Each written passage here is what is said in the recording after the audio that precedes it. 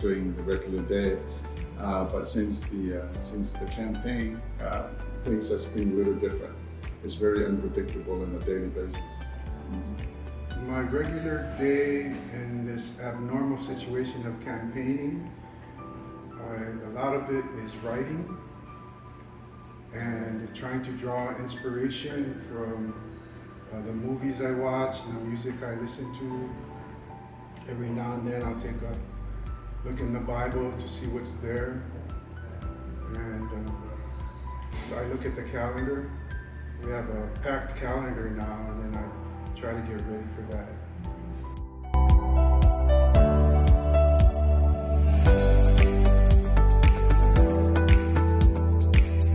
Andy is my favorite movie. You know, I can watch that so many times. I mean, it's kind of. So actually, the transition time of the government when India took, finally took it over, the control of the government from the British, and how how the different, he faced totally different problems in that part. The rival between the religions. It was So that was one of the most interesting part in the movie. It's a 1956 black and white movie by a director named Akira Kurosawa. And the name of the movie is The Seven Samurai.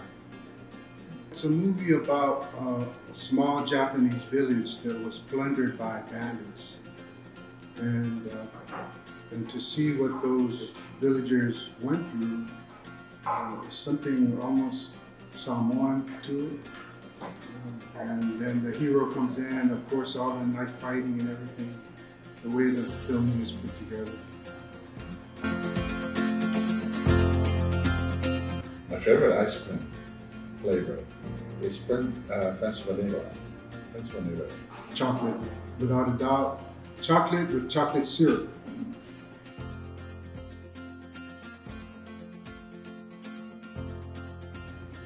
Favorite memory as a kid was growing up in I'aulualo, Manila, improvising a lot because you didn't have toys to play with, and so we carve out woods and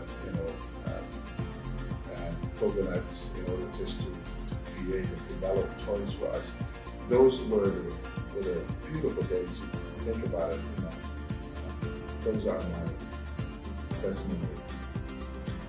That's a hard one, but probably it has to do with moving back to Samoa. When my dad retired from the Navy, he moved us back to Samoa. And so that whole journey of moving back is a really important one.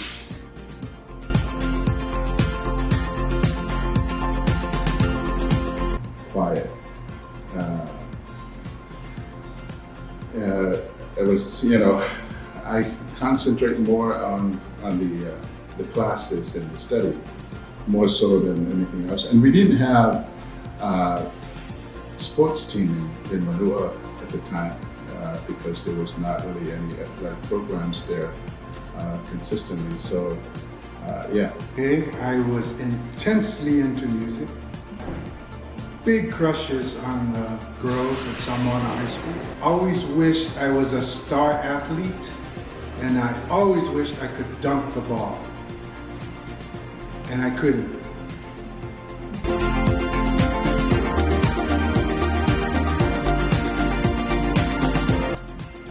It's when I was in high school, there were, government leaders take trips over there. So whenever a department leader comes there, and then also during, that's when we were electing our delegate at large to Washington D.C. During Fuimono and Mutali. So when they came to our high school, they really impressed me, and I felt I want to be like them, and so I think that was ingrained in me all that throughout my life. Yeah. When I was young, I wanted to be a carpenter, and I still want to be a carpenter. And every now and then I go and try to make a little something. And I made this table that still used today, and so I'm very proud of it. But the whole idea now of constructs, whether they're social constructs or educational constructs, and the idea that whatever problems exist, deeply rooted problems exist, they're actually problems made by people, caused by people, so that I feel if you know what the construct is, you can deconstruct it.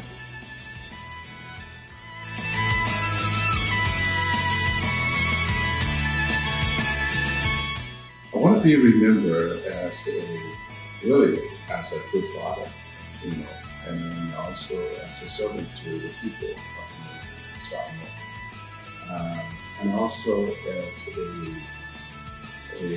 Makai in our village, and also in the church. Yeah. Probably just a simple person, a guy who didn't mind sitting in his paleo and enjoying the breeze. So that's half of the truth. The other part of the truth, I wish I could remember as a great fisherman.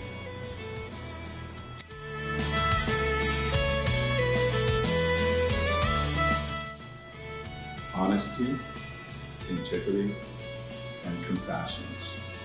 I think those are the ingredients that really make you connected to the people you love, and the people you serve.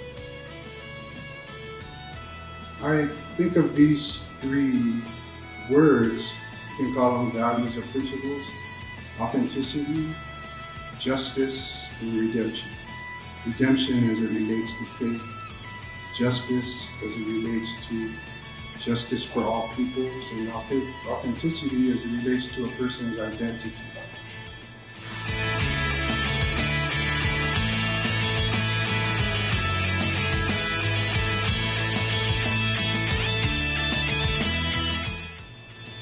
I remember when I was in Seattle, the first time I was ordained as a deacon of the church.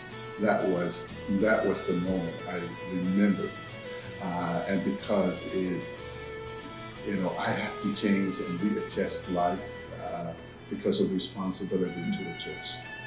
That was one of the most proud moments in my life, becoming the deacon of the church. In November and December 2018, I was asked to direct a play for the Leone Catholic Youth. A play about a story based in Leone called I'aulualo.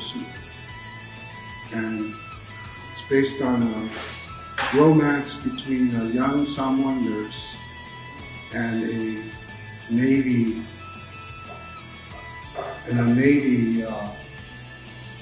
corpsman.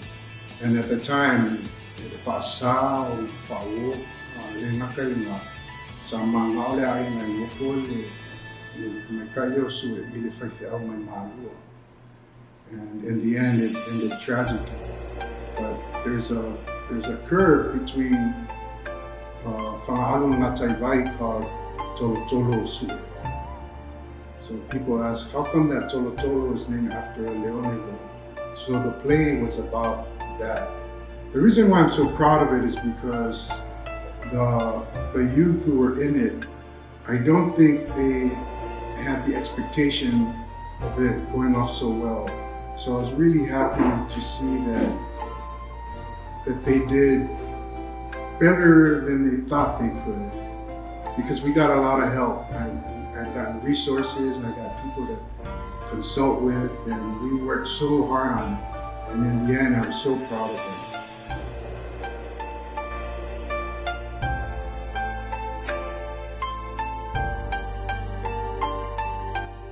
I always say this to my kids, life is defined by the choices you make.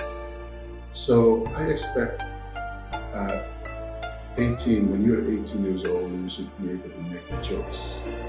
And then just be focused on that choice. We need to focus. So making the choice, be specific about it and focus on it. think at 18, there was so much I didn't know. And if that Daniel Arnold was sitting beside me, an 18-year-old, I would say, you know what, relax. You're just at the beginning of your life. You don't have to, give yourself a chance. Give yourself a chance. Like a young person is just trying to figure it out. He's just trying to figure out how to take those steps in his life.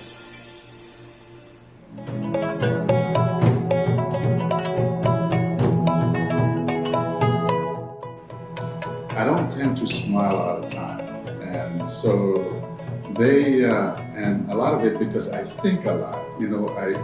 My mind constantly thinking, and so I tend to ignore the people are next to me. So they think I'm stuck up or something, but I'm not.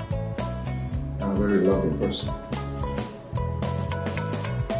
I don't really know. I think they think I'm always serious, but I'm not.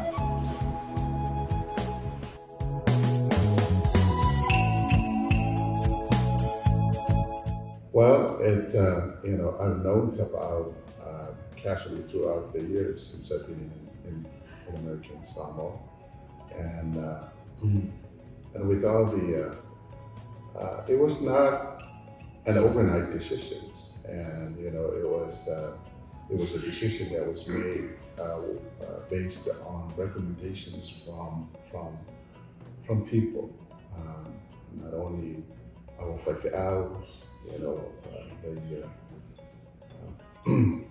the people that I respect throughout the community.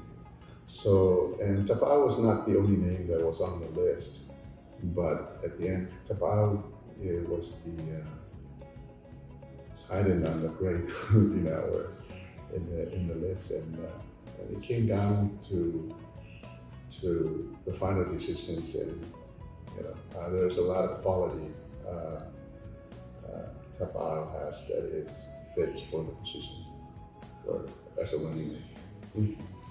But not only that, I got to know him, and it's not only that his experience and education experience, but also I sensed the personality fits mine too. That was the most important thing too. Yeah, I think we're both what they call mellow in general. We're not bombastic or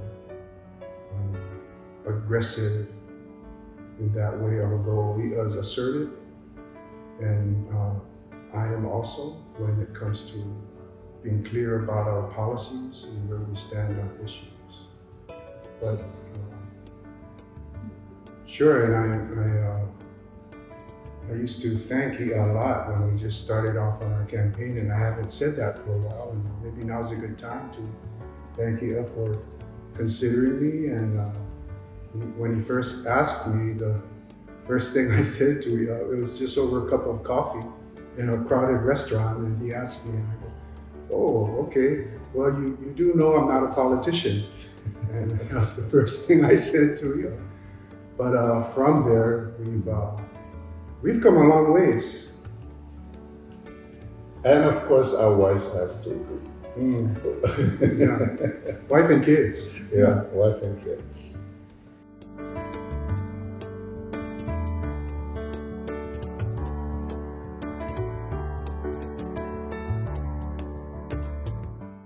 Well, I've learned that I have not made a mistake in choosing Tapa'au to be a running mate, and I think with knowing Tapa'au, the intimate side of him, and the personal side, and also the professional side, I felt that he possessed all the quality in that to be a leader, and I'm very proud of having him as a member of the team. So yes. Yesterday was a special day in our campaign. We were at the forum at Tapa'au High School, and the question was posed to the effect that what mistake have you made? And how did you learn from it? And Ia answered, and the opposing candidate answered. And that was when I saw the stark and significant differences between the I'aulualo and the other person campaigning, because he dodged the answer. He and the student, oh no, actually it was a teacher, an exceptional teacher, said about 2 minutes in, no, what we're asking for is a specific instance of when you made a mistake. He finished his 3 minutes, he kept talking, and he said, wait a minute, I'm getting to it. And he said, no, your time's up. So he wasn't able to do that. Whereas Ia found it within himself to talk about something he did and something he learned from. And that's why you can't just preach integrity. You have to practice integrity. I'aulualo. And so that's what made me feel, okay, we're done with that. There's no looking back. We're moving forward from here on out. So that's something I saw in Ia yesterday. I knew it was coming, but yesterday was the moment, and he took advantage of that moment.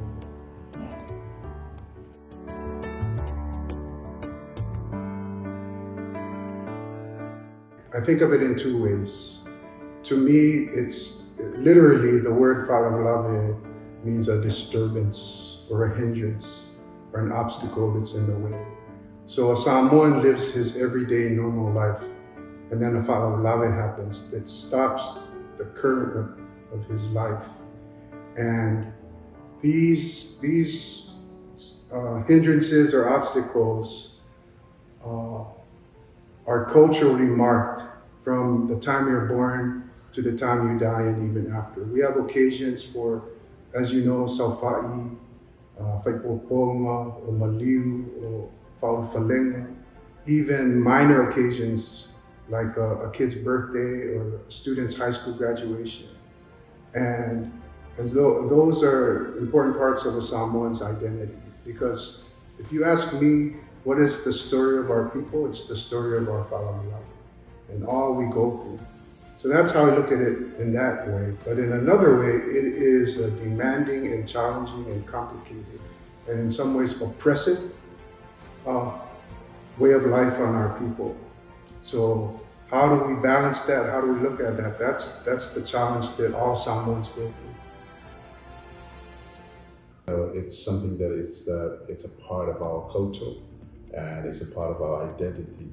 And that's identify us as Samoans. But our I'aulualo is totally different now. It brought up in a whole different level than where it was when I grew up in Manua.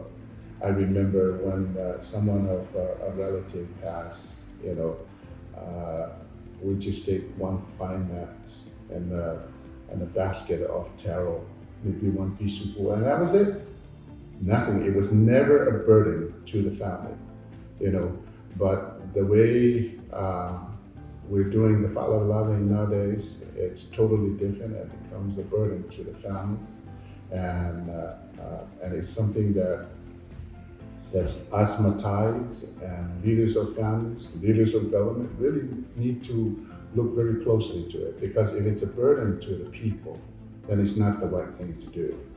So yes, it's a concern to me and Tapa'au, and it's something that we will certainly look into it very closely. Thank you. I'm not fully behind regulating I'aulualo as a way to change it, because there are no laws, right, in the first place. It's something we practice, and it's something that we ourselves choose to practice, something that we've been doing over centuries and will probably be doing for a long time. And somehow we have to find within ourselves to acknowledge the burdens that are there. What began as a way to help each other have become something that has weighed heavily on us. So I'm not fully for laws, although if the people choose the I'aulualo and I, we would definitely need to look closely at the government's role in trying to redirect this. And that's something I believe we should look at.